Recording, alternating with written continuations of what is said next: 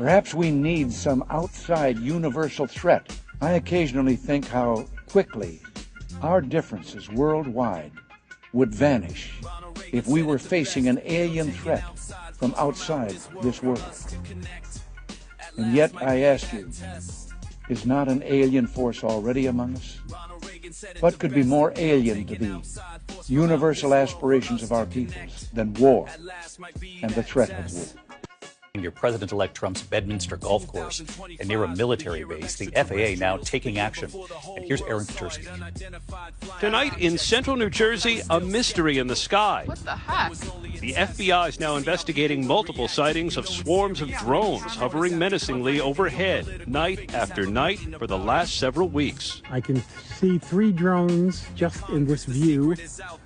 There is another one over here and another one back here. The drones have been described as larger than what a hobbyist might fly. Indeed, a craft. And that's what's perhaps most important, the heat signature. Why is that so important? Right, because all traditional propulsion as we know it will throw something out the back to move forward. It will be on the opposite side of the Milky Way galaxy in 1 billion years.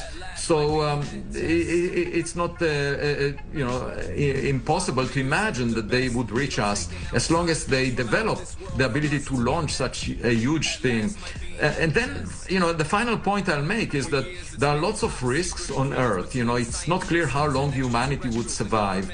And the one thing we should contemplate is, building a habitat in space that we can go to from Earth just to save humanity if there is a huge catastrophe looming over the horizon. We haven't contemplated that, we haven't thought about it, but if we invest a significant fraction of the military budgets worldwide towards going to space, we're talking about $1 trillion a year or so. That's the level of funding. If we put $1 trillion a year instead of to fighting each other on Earth, but to explore space, we can in principle build a space platform that would accommodate people comfortably within a century from now. I don't see a major issue. It's just a question of resources, putting all the architects, the best scientists possible, and putting money into it such that we can accommodate people in space for long periods of time.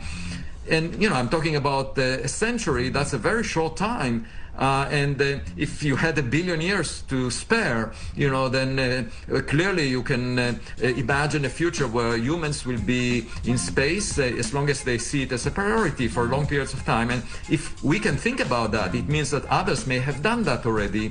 I don't see any fundamental reason that prevents it. It's just a question of putting our attention to exploring space rather than to killing each other or protecting ourselves against each other, which is pretty much what we are doing at a budget of $2.4 trillion a year, worldwide. So it's just a question of priorities.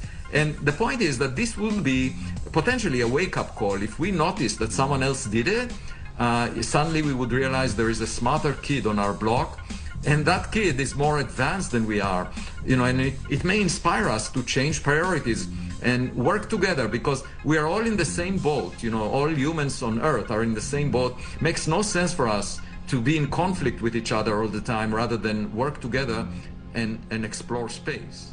Very well said.